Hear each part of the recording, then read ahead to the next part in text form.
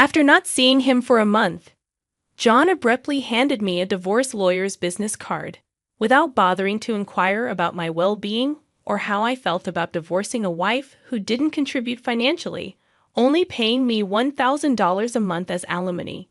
"Sounds good, take care," John chuckled, standing beside him with Emily wrapping her arm around him, both wearing smug expressions. "Fine, let's divorce then," I nonchalantly replied, surprising John a bit. But he quickly shared a smile with Emily. John wasn't much of a thinker, making my revenge plan easier to execute. After the divorce papers were approved, I decided to initiate my revenge plan on both of them. I was determined to make them cry as a celebration of my recovery. My name is Sarah Wolf, a 47-year-old illustrator and children's book author who loves drawing. I have two childhood friends, John and Emily, who are important to me. John is also my husband. It all started when John asked me out as I was heading to a different college after high school. I thought he was into Emily, but I couldn't say no to a confession from John, whom I secretly liked. After some thought and consultation with Emily, I accepted John's proposal. Emily's behavior had been problematic since our teens, but she was still a dear friend to both John and me. However, Emily had a tendency to snatch other people's boyfriends and then dump them once they became obsessed with her, causing problems repeatedly. Her parents were concerned, so John and I often spent time with her to watch over her. John and I got married when we were 25. 4 years later, Emily introduced her fiancé, George, a professional working for a top-tier company, into our lives. "Nice to meet you, Sarah and John. I've heard so much about you. Looking forward to our future together," George said, being very polite, and we all got along immediately. We would get together during holidays and vacations, taking trips, going on long train rides, and enjoying drinks. However, things started falling apart after Emily got pregnant 2 years into her marriage. John and I originally had many siblings, so there was no worry about an heir, and we decided we didn't need children. Both of us loved kids, but weren't keen on actively caring for them. Besides, we cherished our freedom to travel and enjoy drinks. When Emily announced her pregnancy, John's attitude started to change. He quit smoking because Emily couldn't stand the smell and even offered to drive her to doctor's appointments, using his vacation days. I warned him, "George might get upset if you're always with Emily." But John argued back, "You have work, don't you? She's our childhood friend, and she's reaching out for help. You're heartless." I replied, "I've been buying things and helping where I can, but going with her to the obstetrician is crossing the line." John frowned and then glared at me, saying, "Why?" "Because Emily wants it, right? She says she's anxious about the checkup. I can't just let her go alone." When I suggested George should go with her, John snapped, "If you go with her every time, it's almost like you're the father of the baby in her belly." John was jealous, and he dismissed my concerns, snapping at me for being annoying. We had hardly ever had a fight during our marriage, but things changed when Emily got pregnant. Our arguments increased, and that didn't change even after Emily gave birth. In fact, John started spending even more time with Emily and their child, Emma. When Emma turned 6, an incident unfolded involving the attendees of her graduation ceremonies. The day before the graduation, John abruptly started rummaging through the closet. "John, what are you doing? You have a meeting tomorrow," I questioned. John's workplace had a casual dress code, but there was a rule to wear a suit during client meetings, so we always kept a few suits ready. However, they were all thrown on the bed. "Just trying to decide what to wear for the graduation ceremony," John replied. I expressed disbelief. "You're seriously thinking of attending the graduation?" John explained that George couldn't make it, and Emily had asked him to go. I couldn't comprehend it. "Wait, that's absurd. No matter how you look at it." I inadvertently raised my voice in denial. John's face turned sour. While I knew he occasionally picked Emma up from kindergarten, attending a graduation ceremony as a childhood friend who wasn't even a biological parent seemed nonsensical. "You still doubt me and Emily. I'm disappointed that you can't even help out. That's not the point anyway." I'm attending the graduation tomorrow. So iron a shirt properly. John abruptly ended the conversation, leaving me behind and going to the bedroom. Left with no choice, I called Emily. Hello, Emily, about tomorrow. Sorry about tomorrow. I'm borrowing John, but won't George be upset about the graduation attendance? Sarah. What are you talking about? Obviously, I haven't told George that the graduation is tomorrow. I'll tell him after the ceremony, Emily responded casually. I was shocked to learn that George didn't know about the graduation schedule. Upon further questioning, it became apparent that Emily hadn't informed George about any of the kindergarten events so far, and John had been acting as the father at the kindergarten. This selfishness left me dizzy. Wait a minute, Emily. Isn't that extremely unreasonable? It's disrespectful to George, and just because he's a childhood friend. Hey, what's wrong, Sarah? You're scary. Well, see you tomorrow. Emily interrupted, and despite my anger, she unilaterally hung up the phone. In the end, I ironed a shirt, prepared a tie, and the next morning, I saw John off to Emma's graduation ceremony. After that incident, John and Emily started going out more frequently, progressing from once a month to once a week, and then to 3 times a week. Eventually, even George seemed to have some suspicions. One day, while John and Emily were out, he visited our house alone. I'm sorry for visiting you late at night. There's something that's been bothering me, George confessed. Is it about the 2 of them? I asked. Yes. I would like you to take a look at this. George showed me the GPS history he had installed in Emily's car. It revealed that she had been staying at a hotel 3 times a week. All of those days she was supposedly out with John. Just by looking at George's face, I understood what that meant. What do you want to do, George? I want to take revenge on those 2. Me too. I can't forgive them for betraying us after all this time, I declared. And so, we began planning our revenge on John and Emily. Secretly, I began by increasing my income. I had been saving by doing housework and taking care of Emma, and my income had significantly decreased. George switched to working from home, and when Emily and John went out, he would bring Emma to my house, and we would take care of her together. Neither Emily nor John realized that we knew about their relationship, and we were able to gather solid evidence. Once we had collected enough evidence and were ready to take our revenge, we discovered a shocking truth about Emma.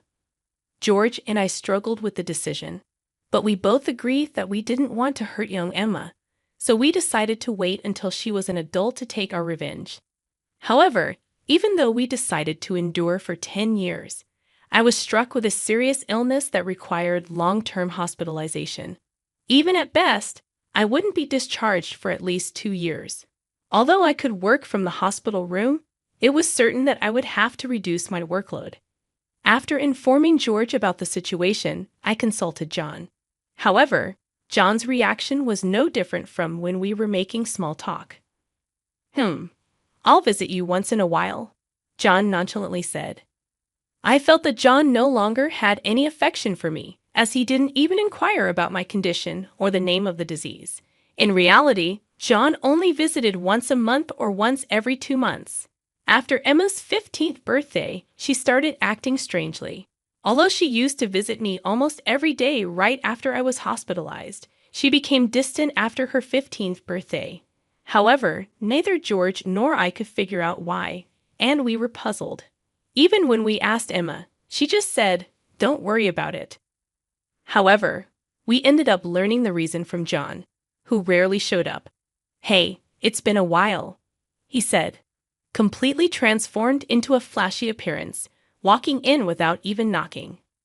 After not seeing him for a month, John thrust a divorce lawyer's business card at me without even asking, "Are you okay?" Or, "How are you feeling about divorcing a wife who doesn't work?" "Pay me $1,000 a month as alimony. That's the deal, so take care," John said, grinning from ear to ear. Beside him, Emily wrapped her arms around John's with a similar expression on her face. "Fine, let's divorce then," I casually agreed, surprising John for a moment. However, he quickly exchanged smiles with Emily. It was fortunate that John wasn't the type to think too deeply, making my plan work seamlessly. After receiving a notification that the divorce was finalized from John, I decided to initiate my revenge plan against the two of them. I was determined to make them cry as a celebration of my recovery. Promptly, I took action. First, I contacted George to arrange the transfer of hospitals. Then, I informed my lawyer that they would be mediating between the two parties from now on. George also began to act simultaneously. He moved near my new hospital with Emma and started visiting me frequently. Despite Emma's gloomy expression, I was happy that she came to see me every day. Most of my belongings were already in the hospital room, so I instructed Joan to dispose of the rest. I didn't want to bring anything that the two of them might have touched into my new life. Once the hospital transfer and George and Emma's move settled down, I received a call from John. My smartphone showed 30 missed calls within a few minutes that I had left my seat. Answering the phone with a feeling of exasperation, John's panicked voice came through. "Hey, what the hell is going on?" Behind him, I could hear the voice of a troubled real estate agent, and Emily's yelling made me feel sick. "What do you mean, what's going on? It's obviously about the house. Why we have to move out?" John shouted at me, as if it wasn't his fault at all. I replied coolly, "Obviously, because that's my house." Huh. John seemed to have completely forgotten. But the truth was the house we lived in was a room I rented as a workspace. When I started making a living as a freelancer, I didn't have enough income to maintain two houses, and John didn't have enough income to live alone. So he ended up moving into my place. Therefore, John had never paid the rent or utility bills for that room. Although I received some money from him for living expenses, it wasn't enough to maintain the place. Unfortunately, that room was already canceled. It was far from the hospital I transferred to, so I had processed the cancellation the day after submitting the divorce papers. I didn't inform him because the real estate agent who knew the situation said they would contact him. George and Emma suddenly disappeared, and our house was sold. What are we going to do about our new house? John shouted in frustration. I don't know. Maybe stay in a business hotel for now. I replied as I turned on the speaker and started working. John yelled in frustration, "Don't screw with me." However, he seemed to remember something and started speaking in a more soothing tone. "Well, whatever. When will you transfer the money? We're running low on cash." "What are you talking about? Huh? Don't mess around. I told you to pay $1,000, didn't I?" "Oh, I don't recall agreeing to that." My nonchalant response was met with incoherent screaming from John on the other end of the phone. Apparently, he thought he could get money from me and had been squandering it. Even if he had $1,000 left, how did he plan to get by for the rest of the month? Hey, don't just stay silent. Say something. There's really nothing to talk about. My retort left John momentarily dumbfounded, but he soon started yelling again, growing increasingly annoyed. I addressed John in as cheerful a tone as I could muster.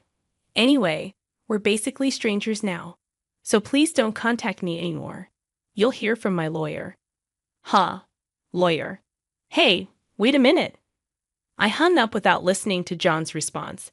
He tried calling back several times, but I ignored it, and eventually the call stopped. However, angry that I didn't answer, John started ignoring calls from my lawyer. He certainly had a childish side, but I never imagined he'd be the kind of person who didn't mind causing trouble for others. I sighed deeply at John's selfishness. A few months later, after a temporary discharge from the hospital, I visited John's parents' house. In front of me were John and Emily, both looking small and trembling.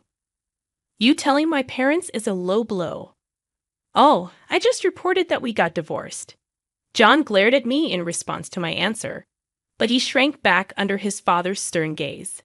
Actually, I had a great relationship with my in-laws, even visiting and dining with them when John wasn't around. Despite being so well loved, I felt it was wrong not to share the details of our divorce, so I went to visit them.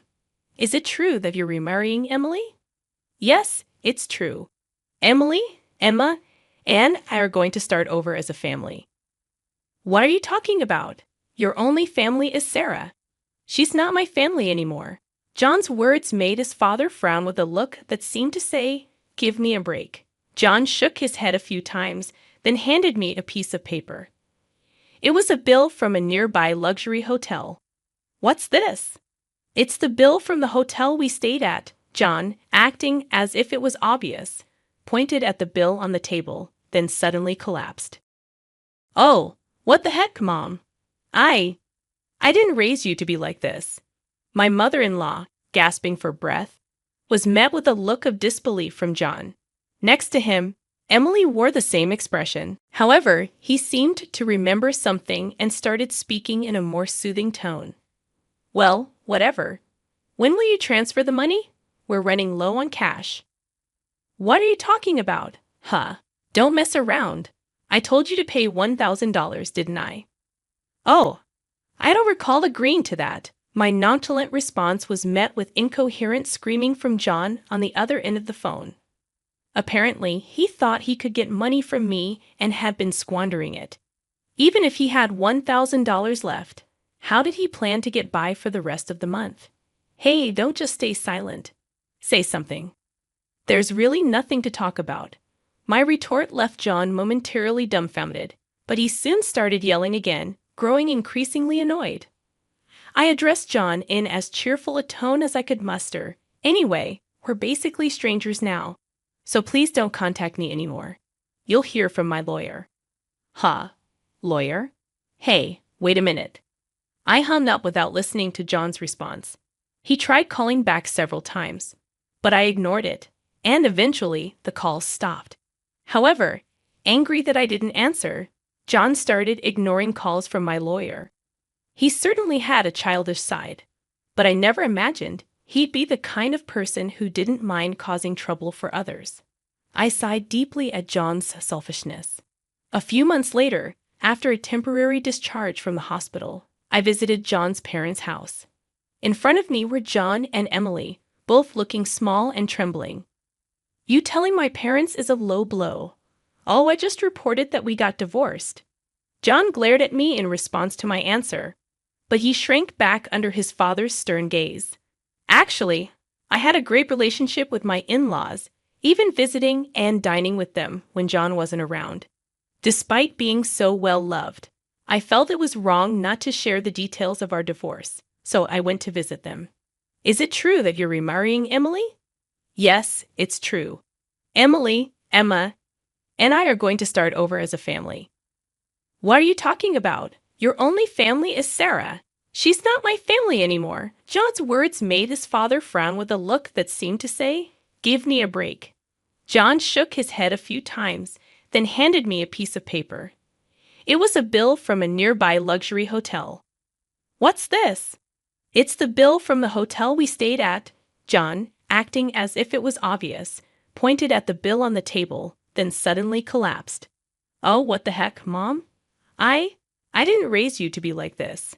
My mother-in-law, gasping for breath, was met with a look of disbelief from John. Next to him, Emily wore the same expression. "Why are you so angry? It's just that the family is changing because I'm getting married. Plus, you'll have a grandchild, a blood-related one at that. Weren't you happy?" "You two didn't." My mother-in-law, looking as if she couldn't believe what she was seeing, glanced at Emily, then turned her gaze to me. Both my in-laws understood that I didn't want children and still treated me as their own daughter.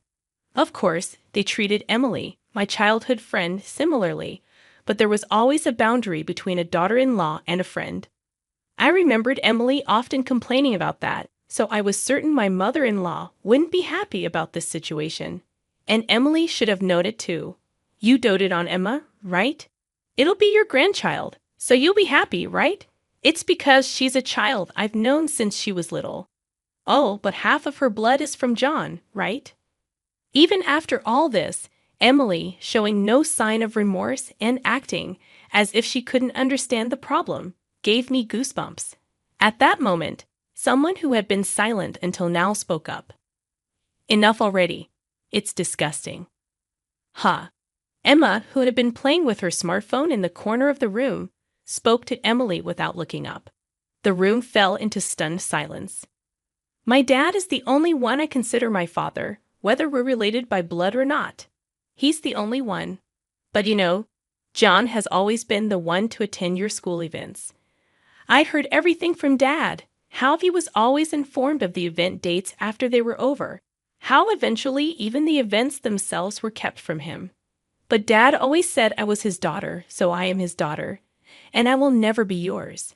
Emma glared at Emily as she said this, then sitting beside me, she switched to a more concerned tone. When I found out about this, I thought you would hate me. But Dad said that wasn't the case, so I came here today. Emma, I love you so much. You were so kind to visit me every day while I was in the hospital. I was really happy, Sarah. Emma, perhaps relieved of her anxiety, teared up and hugged me tightly. It might indeed be a child resulting from an affair between John and Emily. Yet it's a child I've taken care of for 15 years. There's no way I don't have affection for her. Speaking of which, Emily, weren't you curious why I wasn't surprised when I found out Emma is John's daughter? Ah! Emily looked startled before she could speak. A new person entered the room. We knew from the start, 10 years ago actually. George suddenly appeared, and understandably, Emily started to panic. As she had recently unilaterally demanded a divorce, citing irreconcilable differences, I was shocked when you mentioned divorce. Oh, and unfortunately, you're not divorced yet. The divorce papers are still here. Didn't you notice? What? In the world? Emily seemed stunned, but John suddenly burst into laughter. So that's what it is. You two are together, huh? But too bad. Isn't it impossible to live on George's salary alone? Can you stop making weird assumptions? Also, it seems George earns double the amount you think. Huh, it's probably a bluff. A lol. Besides, it's impossible for you to work while dealing with your illness. You'll just die miserably somewhere. This time I laughed at John's huge misunderstanding. John, seeing me suddenly start laughing, was getting frustrated. You didn't know about my income, did you? Huh? It's probably just a bit more than a part-time job. No, it's different. My annual income is $500,000. Huh? John's eyes and mouth were wide open in shock. Emily was also stunned. In fact, over the past 10 years, I had become a popular children's book author, and my income had skyrocketed. From essays, interviews, and the like, moreover, a film adaptation is planned soon, so my income is skyrocketing. Liar. Oh, do you want to see this? I said that and showed Emily my bank account screen. It clearly showed a large amount of money being deposited every month, and Emily was at a loss for words when she saw it. Sarah, let's all make up, huh? What are you saying? Emily was furious at John's words, blinded by the money. I watched them blankly and then opened my mouth. Well, if you want to get married, feel free. Oh, and I'll definitely take the compensation for damages. Sarah, wait. Sarah. Ignoring John's words, I took Emma's hand, and after saying goodbye to my in-laws, I left their house. John originally worked at my father-in-law's company, but it was revealed that he was lying about going out for sales, and he was fired. My father-in-law planned to forcibly put him on a friend's fishing boat and work him to the bone.